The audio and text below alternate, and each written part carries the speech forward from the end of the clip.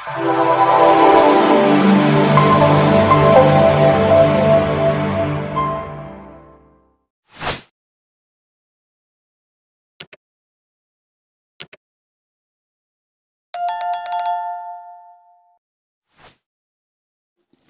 اللہ الرحمن الرحیم۔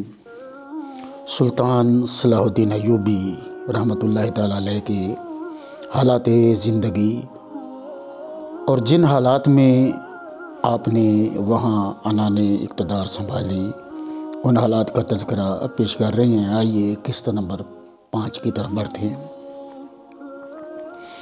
اسی طرح سلطان نور الدین زنگی مشرقی اوسط کی بوک المند سیاست کو ضبط و یکسانی کی لڑیوں میں پرو رہا تھا۔ اس نے طوائف الملوکی اور انتشار کو مٹا کر نظم و وحدت کی بنیادیں استوار کی۔ عماد الدین زنگی کا یہ فرزند ارجمند نور الدین واقعی اس میں بامسمہ تھا۔ وہ اخلاق کا حامل تھا، منصف مزاج، سخت کوش اور متقی۔ اب وہ بوڑھا ہو چکا تھا اور بذات خود جنگ و جدال میں افواج کی رہنمائی کرنے کے قابل نہیں رہا تھا، لیکن اس کے احکام کی تعمیل کے لیے شیر کو اور ایوب جیسے تجربہ کار سردار ہمہ وقت کمر بستہ رہتے تھے۔ یہ وہ کرد سردار تھے جن کے لیے سیاست ایک تفریح تھی اور جنگ ایک مشغلہ۔ عروس البلاد دمشق نور الدین کا پایہ تخت تھا۔ لیموں اور سفیدے کے درخت اس کے شاداب باغوں کی زینت تھے۔ سبزے کی افراد کی وجہ سے فضا صحرا کے گرد و غبار سے پاک رہتی تھی۔ وہ اس پرفضا شہر کو چھوڑنے پر آمادہ نہ تھا۔ اس کی زندگی آرام سے گزر رہی تھی اور وہ جامع مسجد میں باجماعت نماز ادا کرتا۔ مسجد کی رنگین شیشوں والی کھلی کھڑکیوں سے سفید عمامے باندھے حافظ پہم تلاوت قرآن حکیم میں مشغول نظر آتے۔ وہ تلاوت سنتا تو اس پر رکوت و سوز کی ایک عجیب کیفیت طاری ہو جاتی۔ اسی مسجد کے ارد گرد شہتوت کے گہرے سایوں تلے گلاب کے باغیچوں میں اسلام کے اولین دور کے مشاہیر کی قبریں اور مزارات تھے۔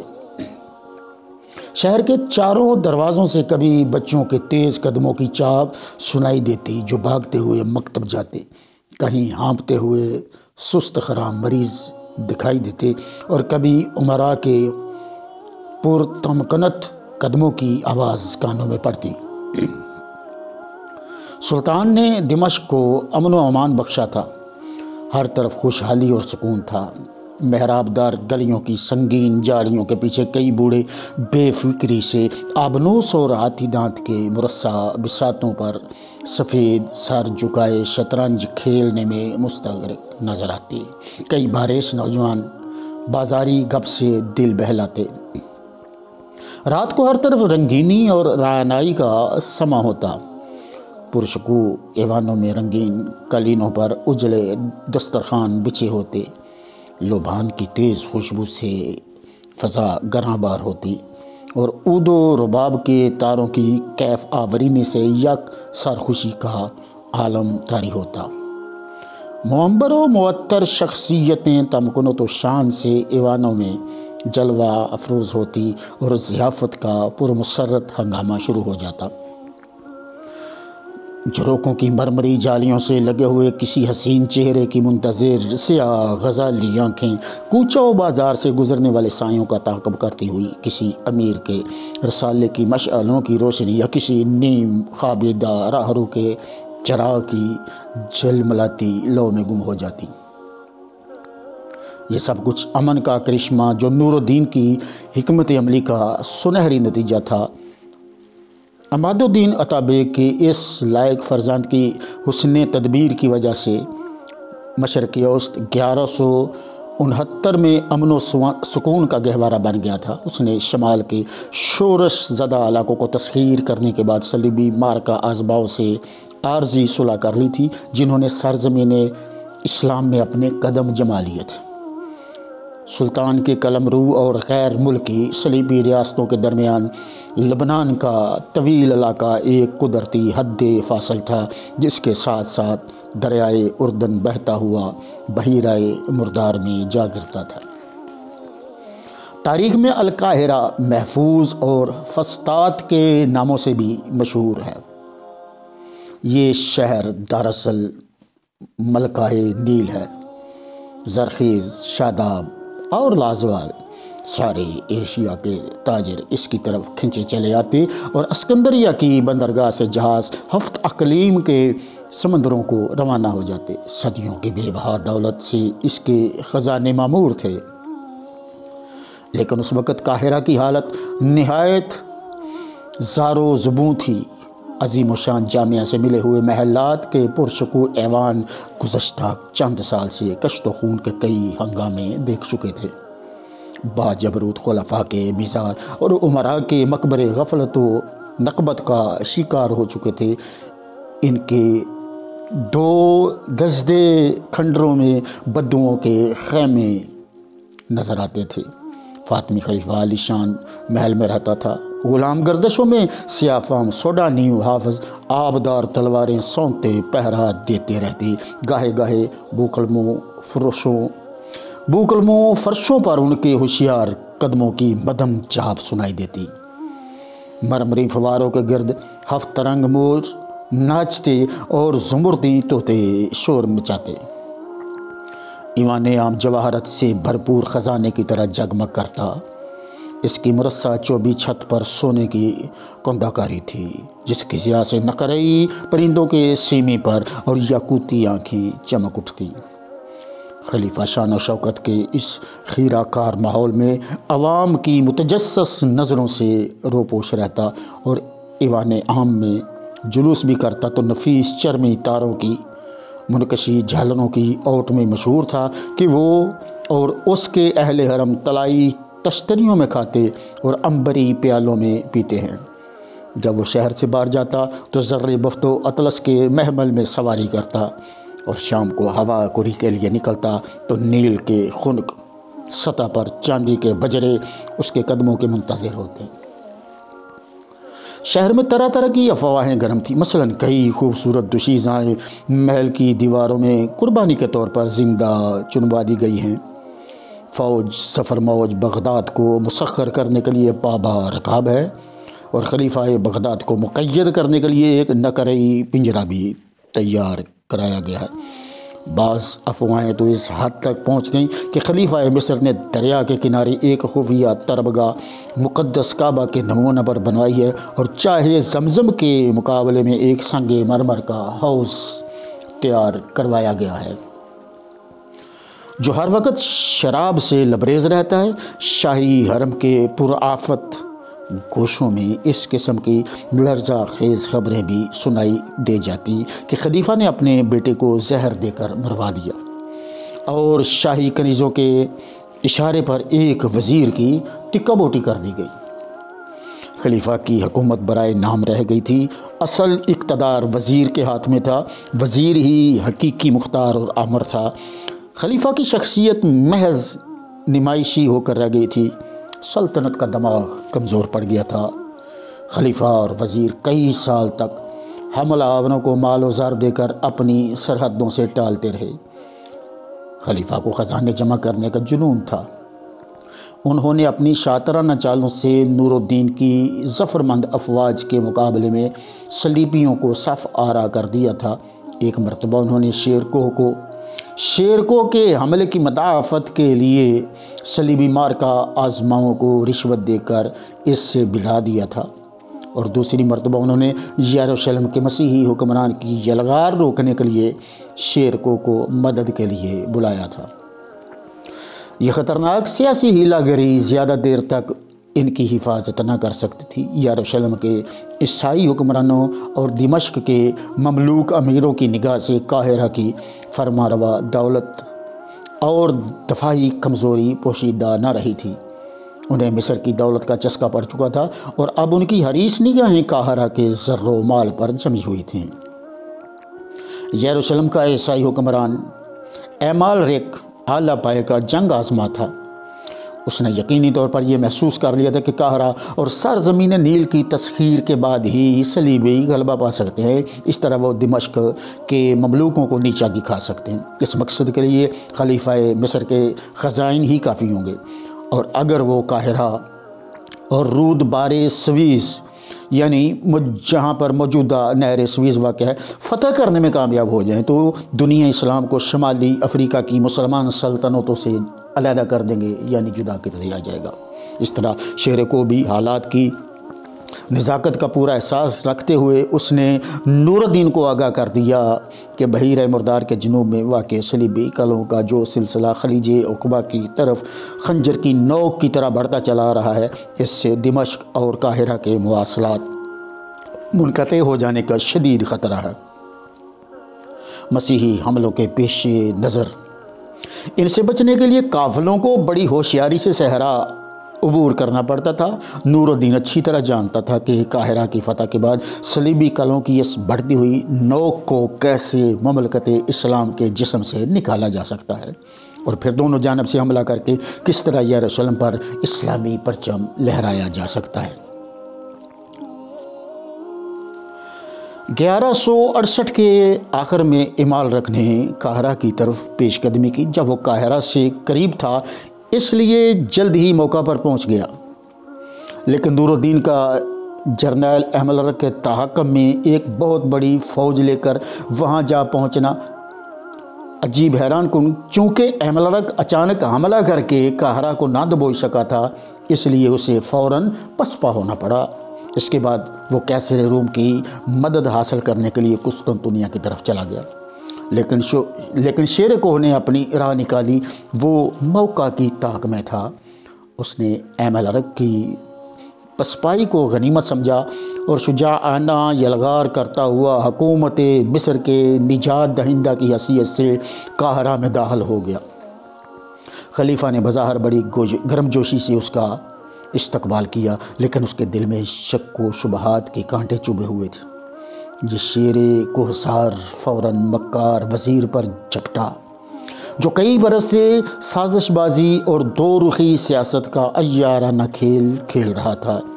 خلیفہ نے بھی اس کی تائید کی کہ واقعی اب وزیر کا کانٹا نکل ہی جانا چاہیے۔ چنانچہ شیر کو خلعت بخش کر باقاعدہ طور پر وزیر مقرر کر دیا گیا۔ ظاہر ہے کہ شیر کو صرف نام کا حکمران نہیں بلکہ حقیقی طور پر مصر کا آمر و مختار بننا چاہتا تھا۔ چنانچہ یہ متکبر کرد فاطمی عاملوں کو خاطر میں نہ لاتا اور خود اپنے محاصل جمع کرتا۔ اہل قاہرہ خوف و تحسین کے ملے جلے جذبات کے ساتھ اس کی حرکات کا بڑی دلچسپی سے مشاہدہ کرتے رہتے۔ خلیفہ بدستور سر پردہ حرم میں مستور رہا۔ شیر کو خلیفہ کو کیا زہر دلواتا، وہ خود ہی اپنی کامرانی کے نقطۂ عروج میں دنیا سے کوچ کر گیا۔ شیر کو کی مرگ ناگہانی سے نور الدین کی فوج قیادت سے محروم ہو گئی اور خلیفہ کو فوج کی دستبرد سے بچانے والا کوئی نہ رہا۔ یہ صورتحال انتہائی نازک تھی۔ فوجی سردار خلیفہ سے متفق تھے کہ فوری طور پر وزیر کا انتخاب ہونا چاہیے۔ فوجی سرداروں میں خوب گرما گرم بحث ہوئی اور بالآخر شیر کوہ کے مملوک امیروں کی حمایت حاصل کرنے کے لیے انہوں نے مرحوم کے بھتیجے کو نامزد کیا۔ یہ جوان سال امیر بہت ہر دل عزیز تھا۔ خلیفہ بھی فوراً رضامند ہو گیا۔ اس نے سوچا تھا کہ شیر کوہ کی نسبت اس خام اور ناپختہ کار نوجوان سے معاملہ طے کرنا بدرجہ آسان ہوگا۔ چنانچہ خلیفہ کے حکم سے علماء اور قاضی نہایت تذکو احتشام سے ایک خلعت فاخرہ لے کر اس کے خیمے میں گئے اور نئے وزیر کو الملک الناصر کے خطاب سے سرفراز کیا۔ یہ جوان سال وزیر جناب صلاح الدین ایوبی تھے۔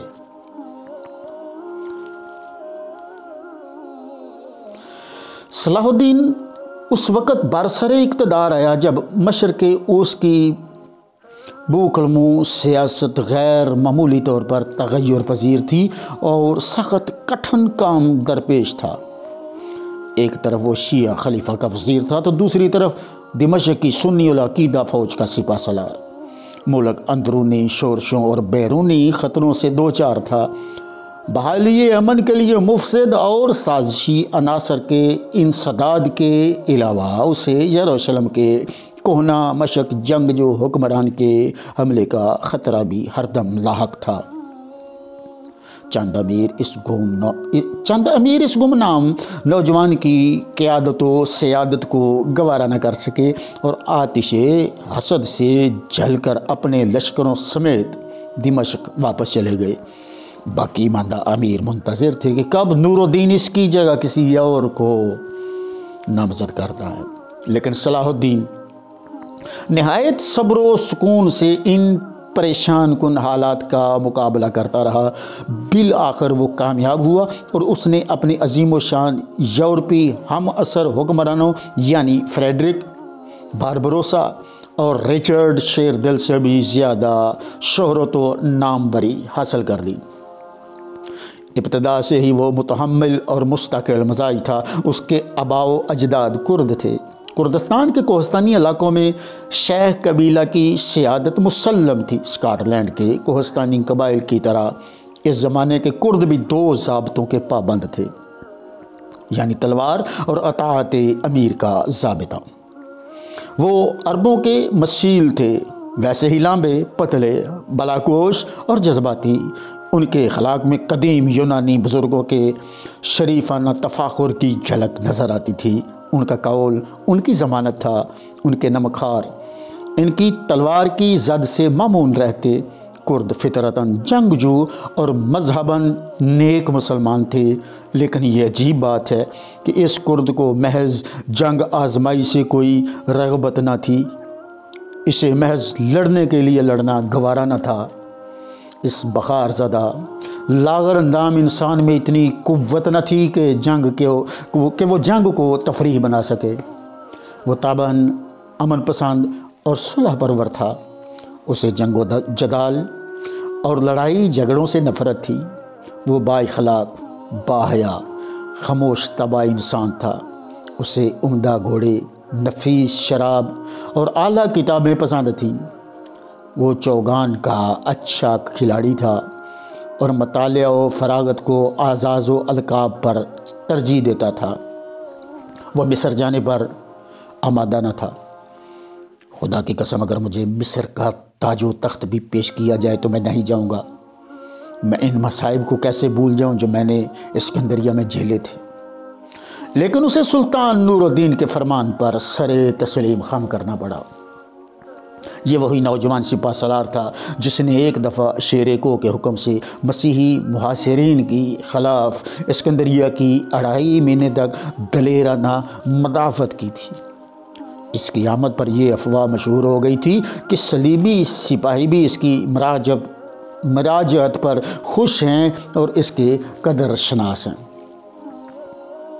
تقدیر کا لکھا دیکھیے، یہی صلاح الدین اب مصر کا حکمران ہے، حاکم ہے۔ بازاری مسخرے اس کی طرف اشارہ کرتے ہوئے معنی خیز انداز میں یہ الفاظ بولا کرتے۔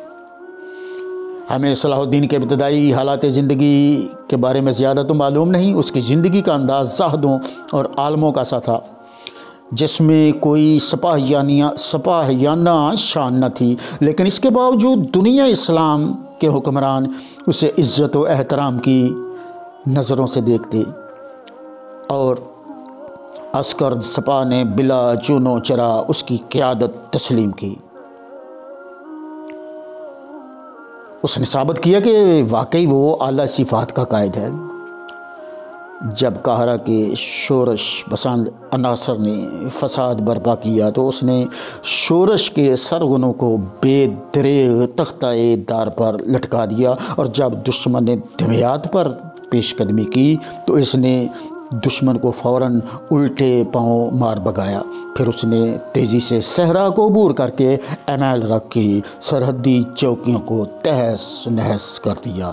ان کامیابیوں کے باوجود قاہرہ کی پریشان کن ذمہ داریاں قبول کرنے پر رضامند نہ تھا۔ اس کا زیرک اور سیاستدان باپ ایوب دمشق کا والی تھا۔ جب وہ قاہرہ آیا تو صلاح الدین فوراً اس کے حق میں وزارت سے دستبردار ہونے پر آمادہ ہو گیا، لیکن بوڑھے کرد نے اس کی پیشکش کو قبول کرنے سے انکار کر دیا۔ میں تمہاری قسمت میں کیوں دخل دوں، خدا تمہیں وزارت مبارک دے۔ چنانچہ صلاح الدین اپنی تمام تر توجہ بد نظمی کا انسداد اور نظام حکومت بحال کرنے پر صرف کرنے لگا۔ اس نے نہایت تندہی اور جاں فشانی سے یہ کام سر انجام دیا اور ثابت کر دیا کہ وہ واقعی حکمران بننے کی اہلیت رکھتا ہے۔ قاہرہ کی حالت ناگفتہ بے تھی۔ آگ سے جلے ہوئے، طاعون سے اجڑے ہوئے اور گندے پانی سے سڑے ہوئے اس شہر کو کئی نسلوں سے مضبوط حکومت میسر نہیں آئی تھی۔ نئی آبادی کے محلے اور مسجدیں پختہ موٹی اینٹوں کی فصیل کے اندر واقع تھیں، وگرنہ باقی سارا شہر ایک نیم برباد خرابے کی صورت بری پست پہاڑیوں اور غزہ کے اہرام کی چوٹیوں کے درمیان پھیلا ہوا تھا۔ کھنڈروں میں دن کے وقت بدبو منڈلاتے نظر آتے اور جب دریا پر شام کی دھند چھا جاتی مقبروں کے پتھر اکھاڑ کر لے جاتے، لیکن بازاروں میں گہما گہمی بدستور تھی۔ ملبے کے ڈھیروں سے دولت کی چمک ماند نہ پڑی تھی۔ بازار کی محرابوں تلے خوش رنگ قالینوں کے انبار لگے رہتے اور پرسن کی گانٹھوں کے ساتھ روغن زیتون سے لبریز مرتبان رکھے نظر آتے۔ فارس کے جواہرات، مروارید اور ہند کے گرم مسالوں سے معمور صندوقچوں کے اوپر رات کو رنگدار قندیلوں کی روشنی کھیلتی اور آہنی دروازوں کے باہر المغرب اور رے کے قوی ہیکل شمشیر باز پہرے دار استادہ ہوتے۔ تنگ اور پرپیچ سوق بھول بلیوں میں ہر وقت طرح طرح کے تاجروں اور خریداروں کا ہجوم رہتا۔ نیلے لباس والے یہودی آرمینیا اور وینس کے عیسائی خریداروں سے اونچی آواز میں تکرار کرتے سنائی دیتے۔ ان نصرانی خریداروں کے گلوں میں گھنٹیاں آویزہ ہوتی جو ان کے عقیدے کا اعلان کرتی تھی۔